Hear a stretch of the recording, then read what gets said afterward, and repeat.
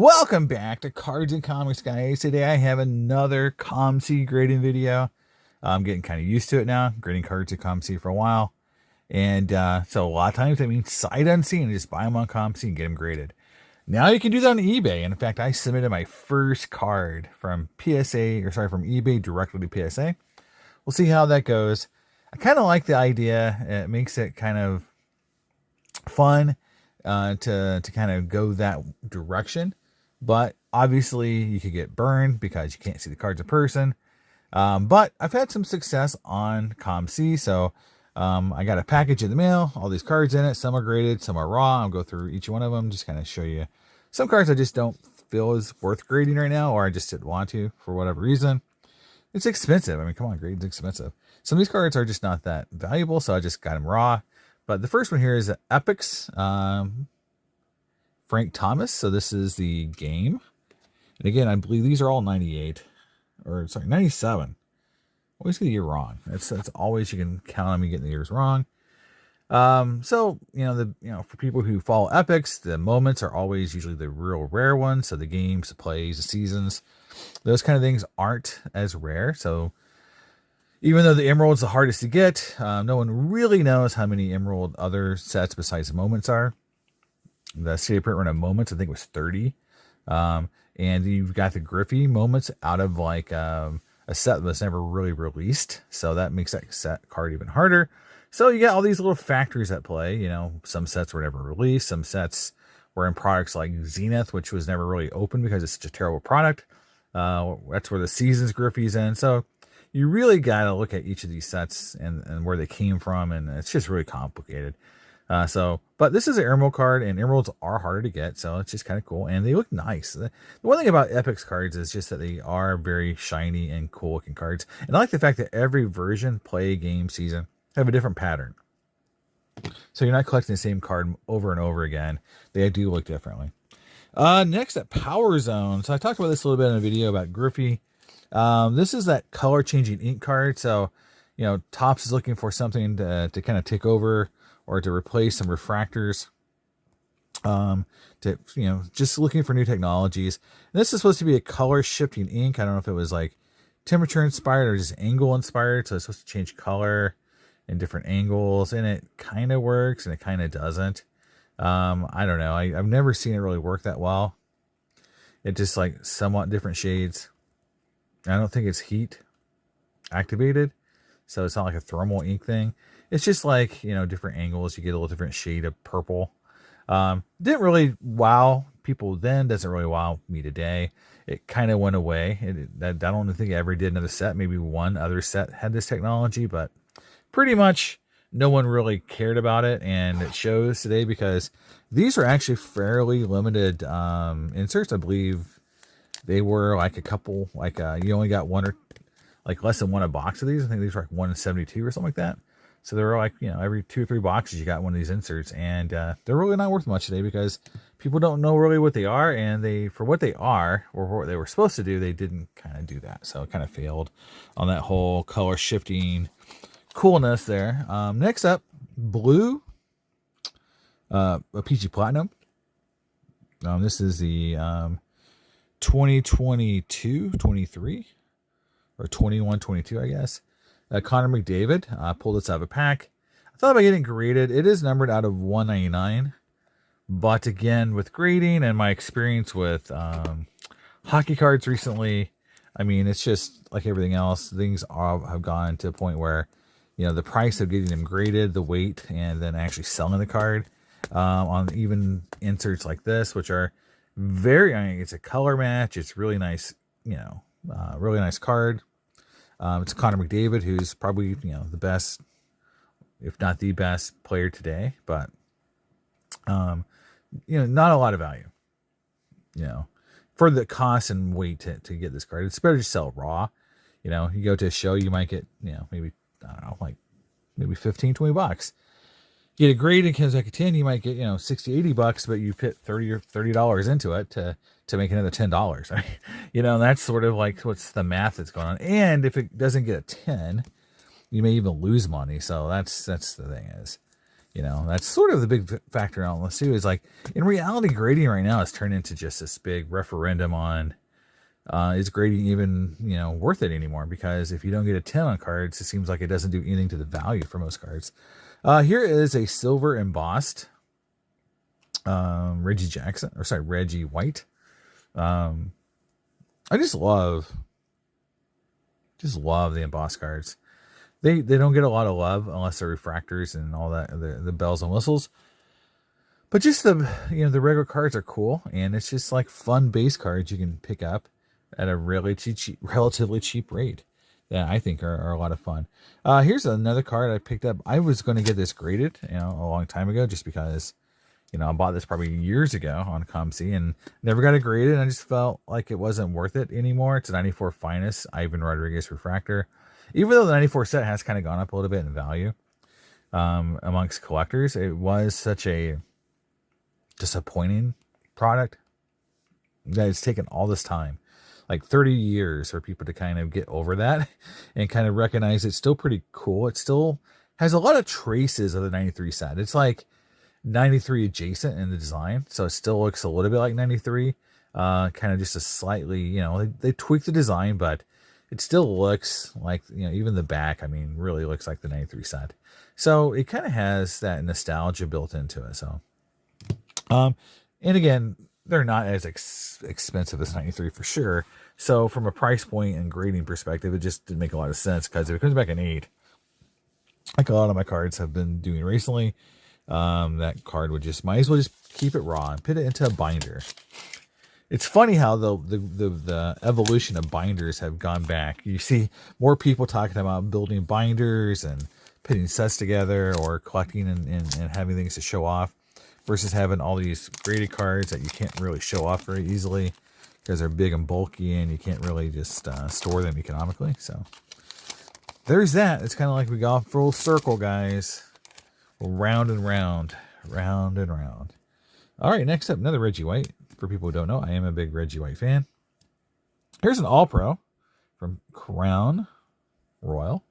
So they do these every year, and they were different. Some look like tiki torches. Cool die cuts. This one is from 97. And it's got surfboards, and it's just cool.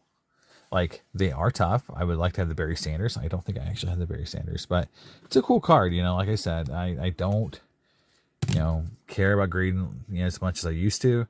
And, cards like that, which, again, if it comes back at 10, it does have some value.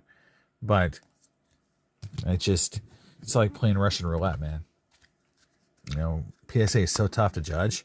You think you know what a 10 looks like, and you get an 8, and then a card that you thought had a pretty obvious flaw comes back at 10, and you just don't know really where you are. So here is the raw card. So again, just pretty good spectrum. Some Reggie White cards, a cool refractor, a card I pulled out of a pack, a couple cool Frank Thomas cards that are somewhat rare, but not tons of value. Not $100 cards, just kind of fun cards. All right, for cards I got graded. Here we go. So I think the funny thing is as I even forgot what's in this order. Right off the bat, there's going to be a really funny card coming up. But first up is, I really like this set, and I've been, you watch some of my COMC videos, you'll see cards from the set pop up over and over. It's this retro Marvel set from 2023, and they look like 89 Fleer, and this is a Spider-Man, and I'm trying to put the rainbow together. And so I've got the black, I've got the blue, now I got the green. The green is pretty rare, number 89 for 89 Fleer. And so it's one of the tougher ones, and I got it raw, and it came back at 10. So it's a pretty cool card. The set's still available on ePack. It was so overprinted. You can open up hundreds of these packs. They're not that expensive of packs, but pulling anything like a sketch or anything low numbered is insanely hard.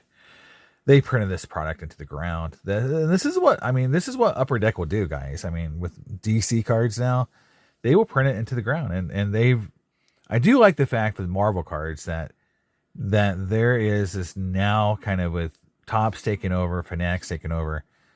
I don't think they'll print quite as much. They'll do definitely tons of different sets. but I'm not sure they're going to turn the presses on maybe as much as Upper Deck was doing it, because this was at the end of their license. They're trying to make as much money as possible.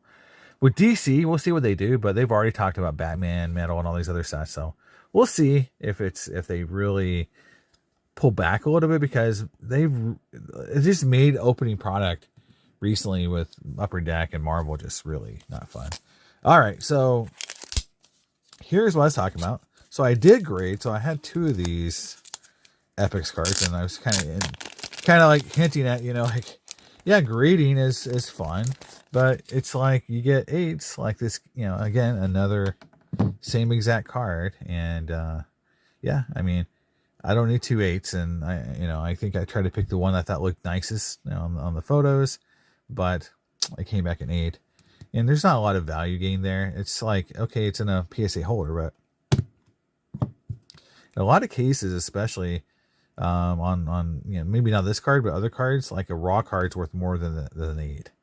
So I may have lost value versus the raw card. I mean, we've got to this point now where, again, the 10's the only grade that matters for a lot of cards. And again, this card is a beautiful card. It's a nice card. 8's, again, the card is 27 years old, something like that. So it's still a pretty cool card, but it just, doesn't really help the value by just getting that card in 8. So I probably would have been money ahead just to keep it raw. But, I try sometimes to get 10s, just, increase the value of my collection like everyone else. And it's just, right now we're in a rough spot where it's hard to really determine how that would actually work. Because of, again, if you don't get 10s, like this card here. I love this card. This is 2000 Topps Chrome. This is a great Chrome set.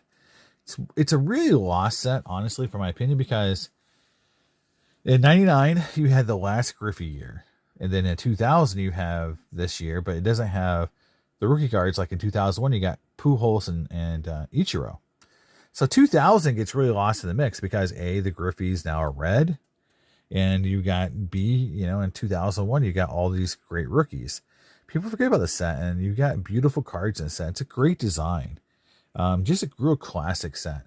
So it came back at 9, and I think this is a great grade. I think these cards are tough. With the, these old refractors are tough to get 10s on. I think the grade is perfect for what I collect. So I'm not really bummed it came back at 9 versus a 10. But again, going to this value thing, it's like if it, this is basically what the raw card's probably worth if I was just going to try to resell it. So did I increase the value? Maybe a little bit, but it's probably going to cover the grading fee plus a couple bucks, and that's about it right now. So really, again, without getting 10s, you're not really increasing the value of your collection. You're making it easier to sell. That's the one thing about grading, is that on eBay and other places that people know it's a 9. It's like, I know what I'm buying. I don't have to worry, this is a 6, it's like a hidden defect. I get that, but people aren't really overpaying like we're paying a lot more premiums than we're to have that insurance. So it's just where we are. I mean, I think we just, we can all complain about it, but it's just how it goes. The hobby is kind of to the point where it's like it only values 10s, and I think also 10s are a subset of collectors out there, and I know a lot of them in Griffey collecting. That it's almost like an OCD thing. It's like that's all they want in their collection, and they kind of like that's just how they roll. That's all they want. Next up is a cool card. This came out of the Spider-Verse Weekly, so it's a variant. And actually, it's what they call an SSP, so you could get this card when you open up these packs. And I love Spider-Punk, so I went ahead and graded through CGC because 2 factors. One, it's for a PC. I'm a big Spider-Man collector, even though I don't show off a ton of Spider-Man stuff. I like certain characters, and he's one of them. I really liked him in the movie, the animated movie. He's a fun character. And so I just thought it was cool. And this is a really nice look in the hand with that, how the webbing is very shiny. You can see as I move it around on the card. It's just a really nice design card. Super short print. And I pulled it out of a pack. And so I went ahead and just got to go through CGC to have it slammed. And again, I don't think that makes the card worth a ton more, but it's just one of those things where I thought the card was cool enough. And if I wanted to trade it or do something with it, at least I have it in a form. It's a little easier for that. I mean, that's a real value grade right now. It's just sell it on places and not have to argue what the grade is. You know, that's probably what you're going to get most value out of. Now, here's a card that I'm just a little curious because I just, you know, again, looking through these cards for the first time since I got the order back or the shipment from COMC. And here is a Reggie White Refractor from, this is from, 98 Bowman's Best. So this has got the really cool refractor pattern. This is just the base refractor, not the atomic. So again, it's numbered. You can see it right there out of 400. And then it came back a 6, which isn't cool, but it is what it is. I mean, I'm looking on it right now, and you know, I'm trying to see if I can see an indent or something. There's something on the surface right here, I'm not sure if it's damage on the surface versus dimples. Like, you know, anyone who has Topps cards, these cards from the 90s, you get dimples on these chrome cards, and you can either view it as a defect or view it as part of the, you know, like the printing process for these cards. Either way, it's a 6. It's a beautiful card. I like the how the color borders really kind of color match the Reggie White, you know, the Packer cards. So it's fine. It goes in my collection. The thing that's weird about it, it's in a thicker slab holder. It's got some weight to it. So I don't know if they did that on purpose to put it in that little bit of a different holder, but it's in a slightly thicker slab than I'm normally used to getting cards in. And because, yeah, here's another card right next to it that is in a normal size slab. So they put this card in a thicker holder for whatever reason. But Reggie White, 98 Bowman's Best, PSA 6. So kind of struck out there. So if you go back on the grading side, I think, you know, definitely hit a home run on the Spider-Man. That was a positive. The Frank was kind of like probably an 8's negative. 9 on this Frank Thomas is positive to me, or a push. This card is definitely negative. So it's kind of like kind of even, you know, from positive to negative on the order. So I'm kind of just treading water. But next up is a card that even though the grade isn't great, it's a cool card, and this set is tough to get graded. So it is the 98 Ultra, if I get it right. 99 Ultra. Platinum Medallion, Junior Seau, which, you know, I love getting cards of like Junior Seau, obviously Reggie White, but, you know, just these defensive players who were really studs. You know, sometimes you can get them for almost nothing. And it's cool because it's like fun to collect a player who's great, but not have to pay a ton of money. And this is a great insert. This is, you know, they are numbered out of 99. This is 21 of 99. You can see it right there. Trying to get in the light. There we go. 21 of 99. Platinum Medallion of a great player. And just really thought it was cool. These are tough because of how they were made. They just chip so easily. They're very fragile, honestly. I think down here is where the big problem is. I don't know if you can see it. There's a little bit of like, yeah, a little bit of a dent or something down there. See it right there on that corner. So, but I'm happy with the 7 because honestly, in recent sales on eBay, and this is where it's really weird. Like for certain sets, like PMGs and Platinum Medallions, and where people know the conditions, they're very condition sensitive. Like I've seen rubies, another good example. 4s, 5s, 6s bring in the same amount of money as 7s and 8s or 9s because someone just needs a card. Like if a Griffey ran tomorrow, or a Ruby or a PMG or whatever, I don't think if it was a 2, people would still bid it up crazy amounts because they just need the card. So the grade doesn't really matter, and that's what's cool about this set and the Platinum Medallions is I think a 7 is a good grade for this grade. I don't think anyone's going to bat an eye if they were a Junior Seau collector and they wanted this card in their collection. I don't think they care as much about the grade as other people do. There's always that subset of collectors that want the 10. And I think there is a huge divide now between that 10 collector and the rest of us. I think they're off in their own little world, stratosphere, and they operate differently than most collectors do because, again, they're chasing a number as much as they are a card, right? You know, they want to find that one 10 that's out there for this card. Like, you know, they don't care about the 99 other cards, pun intended, or 98 other cards that are 9s or below. They want that 110. And that's all they chase. And more power to them. I just, you know, for me, I'd rather have a little bit more diversity in my collection. But hey, you know, we all have different ways of collecting. My way is not their way, but their way is not my way. And we all live in the same collecting spirit. And it's cool we both exist, because honestly, if I get 10 sometimes, I sell them because, you know, I get tons of money and I can use that money on other things.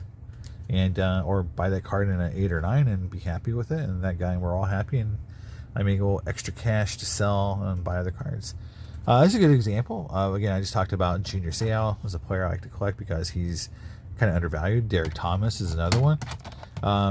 You know, and the sad thing about like Derek Thomas, Junior Seau, Reggie White, and unfortunately, it's just it's an epidemic of these really good defensive players from the 90s are all almost dead. It's like, you know, between just heart attacks and CTE issues and suicides, and just it's so sad. And you know, it's like, you know, and so what it's done for their hobby value is, like, Derek Thomas is awesome, and again, this is a great card, and I'm really happy he came back at 9, because it's you know, again, these cards are still pretty tough to grade, to get 9s on, as you can tell by the Reggie White. They got a 6, but it's the autos of these guys have really gone a little nuclear.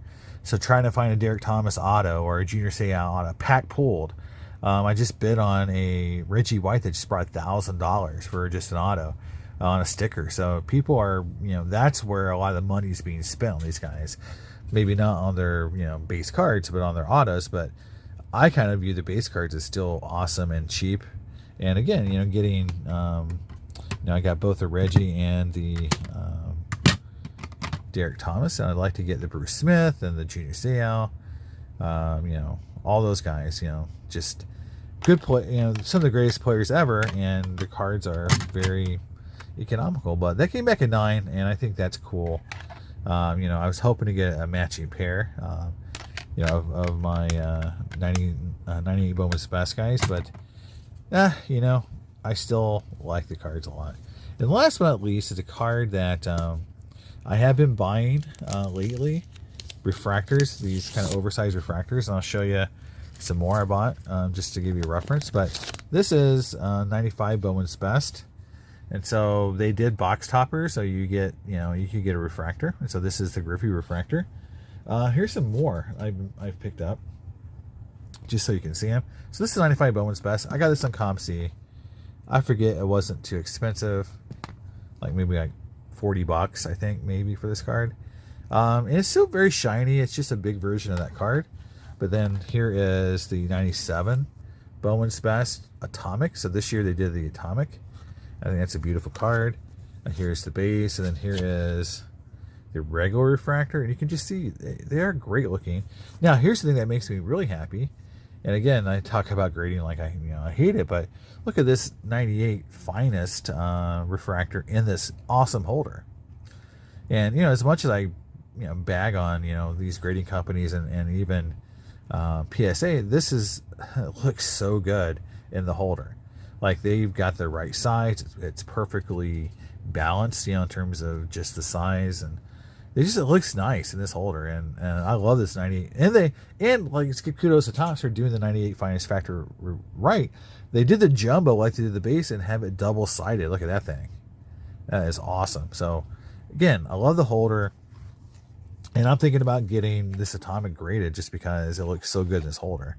So, you know, getting the jumbos, you know, I originally wasn't going to do jumbos as part of my refractor set, but I've decided to get the jumbos. There's not that many of them. I think 7 or 8 total jumbos. There's the top super chromes. I think that's the ones I'm missing. So, but I've got most of them now, so might as well get them all. There it is, guys. That's my, you know, COMC grading reveal. You know, overall, I'm happy, you know, with the Thomas, not with the Reggie. I think that's a fine grade on the Platinum Medallion. I think that's just okay. I think that's good. I think this is probably negative, and that's probably good. So I did pretty good, honestly, you know, of the graded cards. Only 2 are cards I consider to be a waste of effort. Everything else is, about what I wanted, expected. I don't always expect 10s, but it's nice to get them. But in a lot of these cards, they graded kind of what I was hoping for. And they make, the collection in some instances, if I decide to sell some of these cards, they're a little easier to sell just because they're graded. But it's very tricky now on COMC. I don't grade everything like I used to. I have to be careful. It's expensive. It takes a lot of time. So, I don't grade. I have tons of cards on COMC that I thought about grading. I'm just going to wait and hopefully prices come down, or I'll just send them to me and just kind of put them in a binder, like I talked about. So, but let me know what you guys think, and I'll see you next time in Cards and Comics. Bye.